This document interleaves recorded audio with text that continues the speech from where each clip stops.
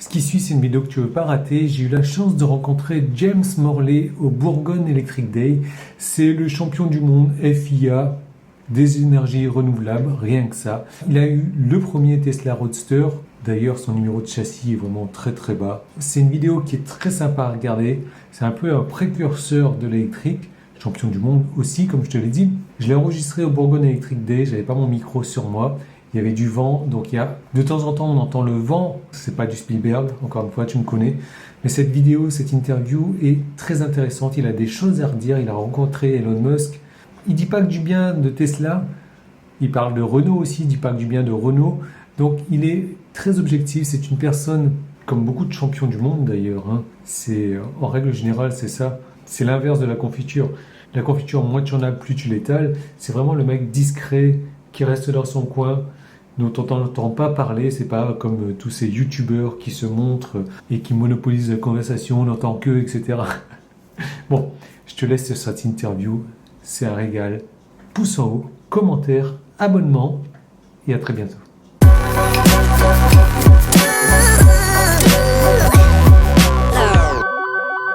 Il y en a qui s'estiment chanceux de pouvoir toucher un youtubeur. Moi, je me suis chanceux de toucher un champion du monde, James.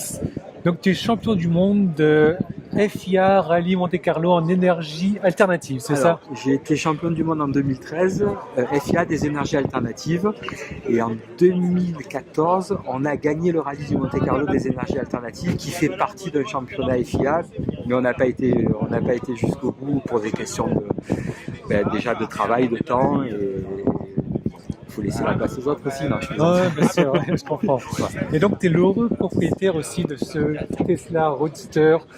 Donc, un des premiers propriétaires en 2010, c'est ça? Oui, en 2010, donc j'ai acheté ce Roadster et je peux vraiment clamer un petit peu haut et fort que j'ai été la 377e personne dans le monde à acheter une Tesla parce que le numéro de châssis du Roadster c'est 377. 377, ouais. Félicitations à toi. Sur les 2700 exemplaires qui ont été fabriqués dans le monde. Waouh! Et aujourd'hui, tu roules toujours avec?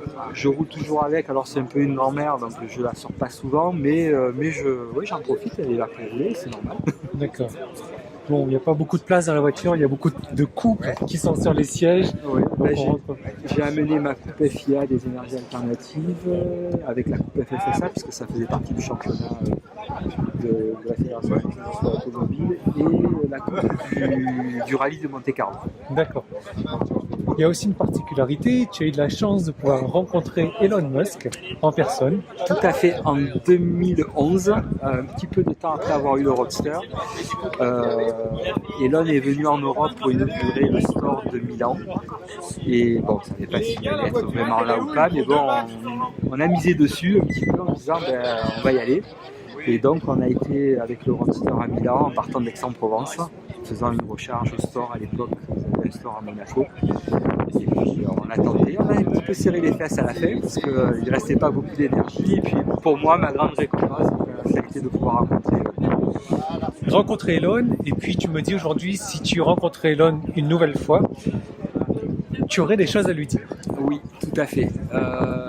Bon, au début, on était un petit peu des early adopters, donc on était des personnes passionnées par la technologie embarquée dans la voiture qu'on n'arrivait pas à trouver chez les autres. Puis bon, le fait que ce soit électrique. Mais je pense qu'aujourd'hui, il faudrait que Elon fasse un peu plus attention. Alors, je vais être très critique. Je suis amoureux de la marque, mais je vais être critique aussi parce qu'il faut savoir faire la part des choses. Je pense qu'aujourd'hui, Tesla devrait faire beaucoup plus attention sur la qualité de finition de ses véhicules parce que bon, ils ont énormément progressé, mais bon, ça reste un petit peu des fois limite par rapport au prix que coûtent les véhicules. Mais bon, on va dire qu'il y a de la technologie embarquée, donc ça compense. Mais si on regarde les dernières Mercedes qui sortent, les EQS, en qualité de finition, ça n'a rien à voir. Alors il est vrai, on peut opposer le fait que Tesla a une longueur d'avance au niveau technologie par rapport aux batteries et au moteur, à l'efficacité et l'efficience des véhicules.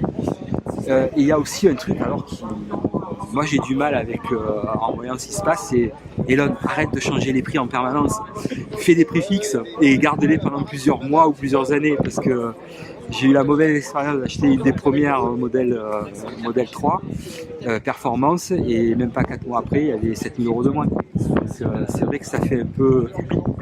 Ça fait tâche. Ouais. Alors pour moi, ça n'a pas été le pire parce que j'en connais certains qui avaient acheté des modèles S P100D à l'époque qui coûtaient dans les 190 000 € et qui sont tombés du jour au lendemain à 150 000.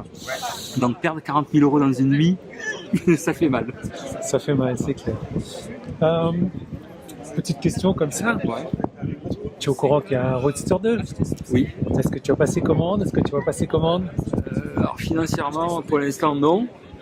Mais on va dire on va attendre de le voir. D'accord. Parce que ça fait pas mal de temps qu'il est annoncé. C'est un peu comme le Cybertruck, j'ai 2 réservations. Là, c'est sûr, le Cybertruck que j'irai en acheter un. Mais ça dure. Donc on va attendre. Maintenant, on est devenu patient. Même si le temps passe, on sait que... mais bon, patience. D'accord. Et tu parlais de la qualité tout à l'heure de la modèle S Plaid. Ouais. Ah, par contre, il y a eu des normes, enfin, à mon sens, qui suis un petit peu un early adopter, parce que j'ai eu ma première modèle S en 2013, septembre 2013. On a été les 2 premiers Français avec une personne d'Omagne à les recevoir. Il y a eu un énorme progrès de qualité de finition. Ok. Ça, c'est vrai que sur les derniers modèles restylés, c'est complètement, ça n'a plus rien à voir. Mais il reste quand même encore un petit peu. Mais bon, la progression est quand même assez importante. Bon, en tout cas, merci beaucoup James de m'avoir partagé ton parcours qui est assez impressionnant. Merci également d'avoir su contribuer à faire avancer le monde de l'électrique en fait, parce que faire les ouvertures de rallye en 000, 000 avec un véhicule électrique, à l'époque, c'était quand même assez novateur. Oui, c'était surtout moi ce que je voulais essayer de démontrer aux gens, c'était que la voiture électrique, elle pouvait être sportive et ça n'avait rien à voir avec la voiturette de golf. Parce que la plupart du temps avec les gens, quand on discutait avec eux, mobilité électrique, il y avait ce côté... voilà. Est-ce que vous savez, pour vous, une voiture électrique, c'est quoi? Alors les gens s'étaient dessus, ah oui, c'est les petites voiturettes de golf là qui avancent pas et qu'il faut charger souvent. Alors qu'en réalité, non. Alors pour faire une parenthèse, le problème qu'il y a eu en France, je pense, sur la mobilité électrique, ça a été Renault. Parce que Renault a fait énormément d'annonces sur la Zoé et les gens ont beaucoup attendu cette voiture qui a mis énormément de temps à arriver. Et il y a beaucoup de personnes qui se sont détournées de la voiture électrique parce que un grand constructeur national comme Renault qui communiquait en disant la voiture électrique, la Zoé, tout ça, et puis que les gens l'attendaient n'arrivaient pas. Donc ils se sont dit, bon, ben c'est pas fiable. Et c'est pas viable, donc du coup les gens s'en sont un petit peu détournés. Et ça a été dur pour relancer un petit peu la machine et permettre aux gens de dire non, mais alors la Zoé, oui, elle a mis du temps pour venir, mais bon, regardez, il existe maintenant des voitures qui arrivent et puis qui fonctionnent très bien et que vous pouvez utiliser tous les jours. La plupart des gens font moins de 80 km par jour, donc même avec une voiture qui a 250 km d'autonomie, c'est largement faisable. Largement. Après, quand vous faites des trajets, même si j'adore beaucoup la mobilité électrique, faites-vous plaisir en louant une Q7, le dernier Q7 chez Hertz ou Avis, et puis vous faites un long trajet. Ouais. Les économies que vous allez faire en électricité tout au long de l'année, vous pouvez les dépenser pour vos vacances, sachant qu'il y a 5 semaines de congés payés dans l'année en France. Bon, pas tous 5 semaines, mais même on peut faire. Enfin, aujourd'hui, on peut rouler avec un véhicule électrique, on peut partir en vacances sur de longs trajets. Le seul truc, c'est qu'il faut qu'il y ait un peu plus de bornes. Mais ça a beaucoup bougé aussi. Par rapport à mes débuts, c'était un peu galère. Ouais, j'imagine qu'en 2010, c'était autre chose. En 2010, il fallait téléphoner aux mairies. Les mairies nous donnaient le numéro des services techniques. On téléphonait aux services techniques. Oui, bonjour, voilà, j'ai une voiture électrique. Est-ce que vous auriez une prise industrielle bleu ou rouge pour pouvoir recharger? À quelle heure on peut venir? Est-ce que le marché ferme et tout? Enfin, c'était compliqué, mais pas infaisable. Donc j'ai fait, et puis je faisais de longs parcours. Bon, j'habite du côté d'Aix-en-Provence. Le plus long trajet que j'avais fait, c'était Clermont-Ferrand avec le Roadster. Okay. Donc à l'époque, sachant qu'il n'y avait pas de borne, il fallait, si je vais à cette borne, qu'il y a déjà une autre voiture ou qu'elle est en panne, quel est mon plan A, mon plan B, mon plan C, et puis il fallait gérer l'autonomie, de se dire si je vais à l'autre borne qui est beaucoup plus loin, est-ce que je pourrais après me déplacer si elle n'est pas disponible vers une autre borne? Bon, c'était un casse-tête. Maintenant, c'est l'Amérique. Maintenant, des bornes, il y en a de partout, que ce soit des Unity ou même d'autres marques ou des Tesla qui sont le réseau d'autres constructeurs, ça n'a plus rien à voir. Très bien. Bah écoute, merci encore. De rien, mais merci à toi surtout. Avec plaisir. Ok.